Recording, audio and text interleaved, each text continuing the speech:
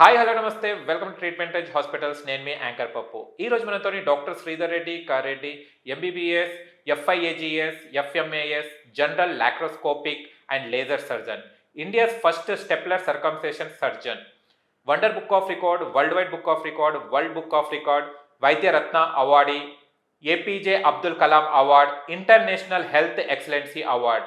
ఈ రోజు డాక్టర్ మనతోని ఉన్నారు అండ్ చాలా విషయాలు తెలుసుకోవడానికి ప్రయత్నిద్దాం హెల్త్ ఇష్యూస్ మీద. నమస్తే సార్. నమస్తే అండి. ఎలా ఉన్నారు? బాగున్నానండి. ఓకే. అండ్ మీరు ఫస్ట్ చూస్తే కనుక ఇండియాలో ఫస్ట్ స్టాప్లర్ సర్కంసేషన్ సర్జన్గా వచ్చారు కదా, అవును, ఎలా ఉంది సార్? చాలా బాగుంది. ఇది ఒక 5 years బ్యాక్ మనం స్టార్ట్ చేసామన్నట్టు 2018 నుంచి స్టార్ట్ చేసాము. ఈ సర్కంసిషన్ అంటే మనకు సుంతి ఆపరేషన్ అంటాం. ఆ సుంతి ఆపరేషన్కి ఇంతకుముందు ఓపెన్ మెథడ్ ఉండేది. ఇప్పుడు మనం చేసే మెథడ్ ఏదైతే ఉందో స్టేప్లర్ సర్కంసిషన్స్ అన్నట్టు. ఈ స్టేప్లర్ సర్కంసిషన్లో మనం ఏం అచీవ్ చేసామంటే కనుక మన ఓన్ స్టేప్లర్ని మనము తయారు చేసుకున్నాం. దాని బ్రాండ్ నేమే కేఎస్ఆర్ స్టేప్లర్స్. అంటే ఈరోజు ఇండియాలో తెలియని పేషెంట్స్ ఉండరు. సో కేఎస్ఆర్ అనేది మన సెంటర్లో తప్ప ఇంకెక్కడ అవైలబుల్ ఉండదు. మనం ఓన్గా తయారు చేసుకున్న స్టేప్లర్ అన్నట్టు. ఓకే. డాక్టర్ గారు, అసలు సర్కంసేషన్స్ ఎందుకు చేయించుకోవాలి, అసలు ఎప్పుడు చేయించుకోవాలి, అసలు సర్కంసేషన్ అంటే ఏంటిది? ఎస్. ఈ సర్కంసిషన్ అంటే ఏంటి అంటే దీన్నే మనం సుంతి అని, కత్న అని చెప్పి పిలుస్తూ ఉంటాం. సర్కంసిషన్ అంటే ఏంటి అంటే అంగం ముందరున్న చర్మాన్ని తీసేయడాన్ని సర్కంసిషన్ అంటారు అన్నట్టు. చాలామందికి అంగం ముందరున్న చర్మం ఫ్రీగా మూవ్ అవ్వాలనేది విషయం చాలామందికి తెలియదు. దీనివల్ల చాలామంది ఏంటంటే వాళ్ళకు ఉన్నది నార్మల్ అనుకుంటుంటారు. బట్ కొంత ఏజ్ వచ్చిన తర్వాత ఫ్రెండ్స్ ద్వారా కావచ్చు, లేకుంటే ఇంటర్నెట్ ద్వారా కావచ్చు, దానివల్ల ఇన్ఫర్మేషన్ తెలుస్తుంది. ఏమని? వాళ్ళకి చర్మం బ్యాక్ వెళ్ళట్లేదు అనేది. అప్పుడు కానీ రియలైజ్ కారు. యూజువల్గా ఇది చిన్నపిల్లలకు చూసుకుంటే కనుక అప్ టు 5 years వరకు చూసుకుంటే కనుక, ఏజ్ ఆఫ్ 5 years వరకు చూసుకుంటే అది ఫిజియలాజికల్ ఫైమోసిస్ అంటారు. అంటే నార్మల్గానే ఉంటుంది. అంటే చర్మం అనేది వెనక్కి పోదు. కానీ గ్రాండ్ పేరెంట్స్గా మనం ఏం చేయాలంటే డైలీ బ్యాక్ అనుకుంటూ స్నానం చేపిస్తూ ఉండాలి. దీనివల్ల అడేషన్స్ అంటే అతుకులు బ్రేక్ అవుతాయి. దీనివల్ల ఫైమోసిస్ అనేది పోతుంది. బట్ దీన్ని మనం నెగ్లెక్ట్ చేస్తే అడోలసెంట్ ఏజ్ గ్రూప్ వచ్చే వరకు వాళ్ళకి వెనక్కి అనుకొని క్లీన్ చేసుకునే మెథడ్ తెలియక వాళ్ళు అలాగే వదిలేస్తుంటారు. దీనివల్ల అతుక్కోవడం కావచ్చు, లేకపోతే ఇన్ఫెక్షన్ కావడం కావచ్చు, లేకపోతే క్యాన్సర్ రావడం కావచ్చు, దీనివల్ల రికరెంట్ బెలనైటిస్ రావడం, ఇట్లాంటివన్నీ చూస్తూ ఉంటాం. సో యూజువల్గా ఏంటి అంటే అంగం ముందరున్న చర్మం ఏదైతే ఉందో దాన్ని ఫోర్ స్కిన్ అంటాం. దీన్నే ప్రొప్యూషల్ స్కిన్ అంటుంటాం. ఈ అంగం ముందరున్న చర్మం ఫ్రీగా మూవ్ అవ్వాలి.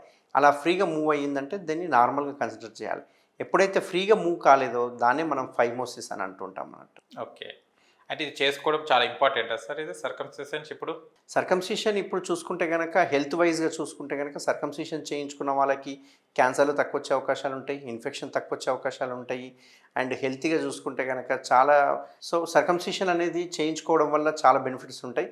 ఒకటి, మనము క్యాన్సర్ని ప్రివెంట్ చేయొచ్చు. రెండవది, క్లీన్ చేసుకోవడం చాలా ఈజీగా ఉంటుంది. కాబట్టి అక్కడ ఎటువంటి స్మెగ్మా అనేది ఫామ్ అవ్వకుండా ఉంటుంది. అక్కడ అడేషన్స్ ఫామ్ కాకుండా ఉంటాయి. ఎక్కడ ఇన్ఫెక్షన్స్ రావడం కానీ, ర్యాషెస్ రావడం కానీ, లేకుంటే పింపుల్స్ లాంటివి రావడం కానీ, ఇట్లాంటివి రాకుండా మనం అవాయిడ్ చేయొచ్చండి. కానీ చాలా వరకు దీన్ని చేయించుకోవాలంటే చాలా మొహమాట పడుతుంటారు, షైగా ఫీల్ అవుతుంటారు. అసలు ఇది ఏ ఏజ్లో కూడా చేసుకోవచ్చు సార్? ఇది చాలా వరకు చిన్నపిల్లలకి చేపిస్తుంటారు, ఇది పెద్దవాళ్ళు కూడా చేసుకోవచ్చా సార్? ఈ సర్కంసిషన్ సర్జరీ యాక్చువల్గా ఎన్నో ఏళ్ళ నుంచి చూసుకుంటే కనుక ముస్లిం పాపులేషన్లో వాళ్ళు తప్పకుండా చేయించుకుంటూ ఉంటారు. 4 years to 11 years age group వచ్చినప్పుడు వాళ్ళకు దీని ఒక ఫెస్టివల్గా కన్సిడర్ చేసి వాళ్ళు ఒక ఫంక్షన్లా చేస్తూ ఉంటారు. అయితే ఇది చూసుకుంటే కనుక ఎన్నో సంవత్సరాల నుంచి సర్కంసిషన్ అనేది చేస్తూ ఉన్నారు సర్జన్స్. బట్ ఇదంతా ఓపెన్ సర్జరీ చేసేవాళ్ళు. ఇప్పుడు మన ట్రీట్మెంట్ రేంజ్ హాస్పిటల్లో లేటెస్ట్గా చేస్తున్నది ఏంటి అంటే circumcision surgery with stapler method చేయడం వల్ల సర్జరీ ఒక 5 minutesలో సర్జరీ అయిపోతుంది. అండ్ వితిన్ హాఫ్ అన్ అవర్లో పేషెంట్ పంపించడం జరుగుతుంది. ఎటువంటి పెయిన్ ఉండదు, ఎటువంటి ఎడిమా అంటే వాపు ఉండదు, ఎటువంటి ప్రికాషన్స్ తీసుకోవాల్సిన అవసరం లేదు. యూజువల్గా ఈ సర్కంసిషన్ సర్జరీ చేయించుకోవాలన్న పేషెంట్స్ ఎవరైతే ఉంటారో, యూజువల్గా ముస్లిమ్స్లో వాళ్ళ కమ్యూనిటీలో కంపల్సరీ చేయించుకోవాలి కాబట్టి వాళ్ళు 4 years to 11 years లోపల చేయించుకుంటూ ఉంటారు.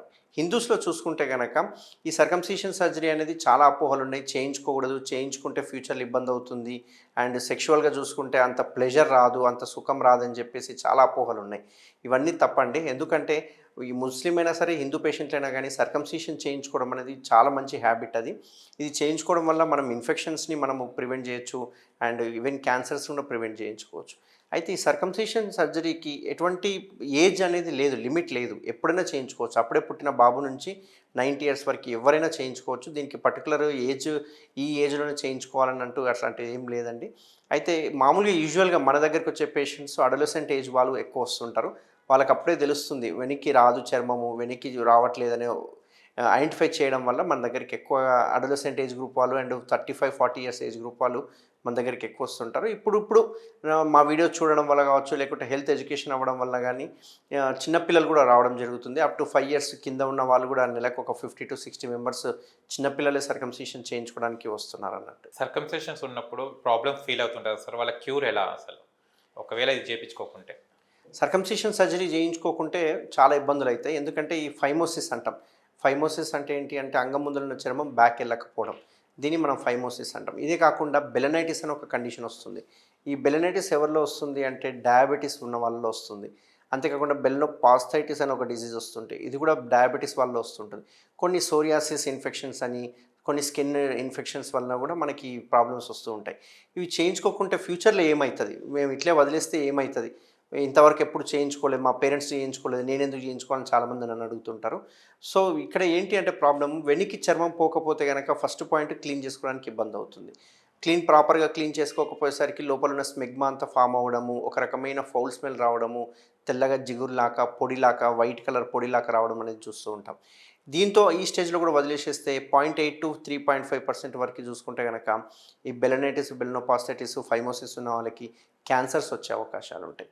అంతేకాకుండా ఇంకొకటి ఇంపార్టెంట్ ఏంటి అంటే ఇలా స్కిన్ అనేది వెనక్కి పోకపోతే కనుక రేపు వాళ్ళకు పెళ్ళయిన తర్వాత ఇంటర్కోర్స్ కలిసినప్పుడు ఆ చర్మం వెనక్కి పోకపోవడం వల్ల విపరీతమైన బ్లీడింగ్ రావడము, నొప్పి రావడము, పెయిన్ఫుల్ ఇంటర్కోర్స్ అంటాం అన్నట్టు. సో పెయిన్ఫుల్ ఇంటర్కోర్స్ ఉండడం వల్ల వాళ్ళకి ఎరెక్టైల్ డిస్ఫంక్షన్స్ అనేవి, అంటే మైండ్లో ఒక భయం అనేది స్టార్ట్ అవుతుంది. స్కిన్ వెనక్కి పోతలేదు, పెయిన్ వస్తుంది, మళ్ళీ నేను ఇంటర్కోర్స్ చేస్తే పెయిన్ వస్తుందేమో అనే ఆ భయంతో ఎరెక్టైల్ డిస్ఫంక్షన్లో కూడా పోతూ ఉంటారు.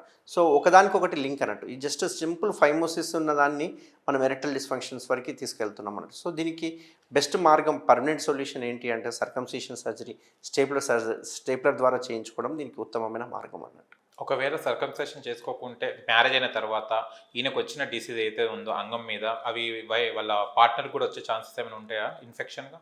ఈ ఫైమోసిస్ అనేది మనకు ఓన్లీ చర్మం అనేది వెనక్కి పోవడం లేదు కాబట్టి దాన్ని ఫైమోసిస్ అంటుంటాము.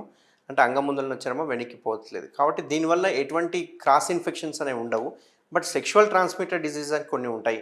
హెర్పిస్ సింప్లెక్స్ కావచ్చు, లేకుంటే గనేరియా కావచ్చు, లేకుంటే సిఫిలిస్ కావచ్చు.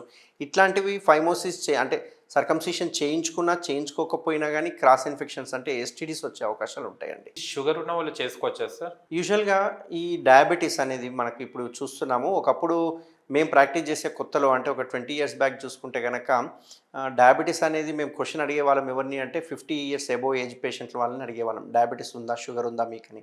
బట్ ఇప్పుడున్న సిచ్యువేషన్లో చూసుకుంటే కనుక లైఫ్ స్టైల్ మోడిఫికేషన్స్ కావచ్చు, లేకుంటే స్ట్రెస్ కావచ్చు, ఏమైనా ఇతర కారణాలు కావచ్చు, కానీ ఇప్పుడు మేము 20 ఇయర్స్ వాళ్ళని కూడా డయాబెటీస్ ఉందా అని అడుగుతున్నాం. బట్ అన్ఫార్చునేట్లీ ఏంటంటే ప్రతి పేషెంట్, మా దగ్గరికి వచ్చే ప్రతి పేషెంట్ ఈ ఫైమోసిస్ ప్రాబ్లం ఉన్న పేషెంట్లో నేను 100 మందిని చూస్తే కనుక 80 మెంబర్స్కి డయాబెటీస్ ఉంది.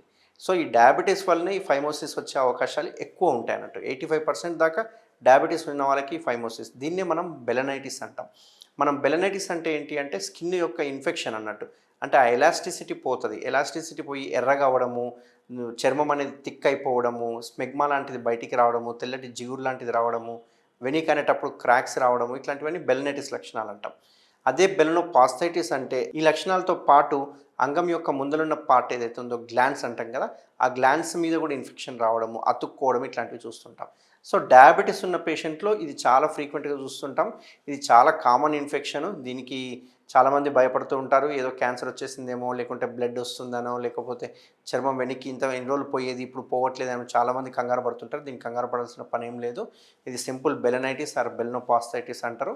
సో డయాబెటీస్ వచ్చిన వాళ్ళు ముందు జాగ్రత్తగానే, ఇప్పుడున్న ఫ్యూచర్ చూసుకుంటే కనుక డయాబెటీస్ వచ్చిన తర్వాత బెలనైటిస్ వచ్చాక సర్జరీ చేయించుకోవడం కంటే కూడా డయాబెటీస్ అని ఎప్పుడైతే కన్ఫర్మేషన్ ఉందో ఆ కన్ఫర్మేషన్ అయిన వెంటనే మనం సర్కంసిషన్ చేయించుకోవడం చాలా better. Sir thank you so much. And చాలా విషయాలు తెలుసుకున్నాం, అండ్ చాలా అపోహాలు ఉంటాయి దాని మీద, అండ్ చాలా క్లియర్ చేశారు సార్. మళ్ళీ ఒక ఇంటర్వ్యూతో మళ్ళీ కలుసుకుందాం. Thank you sir. Thank you. చూశారు కదా ఫ్రెండ్స్, మీకు గనక మా వీడియోస్ లైక్ చేయండి, షేర్ చేయండి, కామెంట్ చేయండి, సబ్స్క్రైబ్ ఛానల్ అక్కడ గంట సభ్యులు టంగును కొట్టండి. నేను మీ యాంకర్ పప్పు. Bye bye.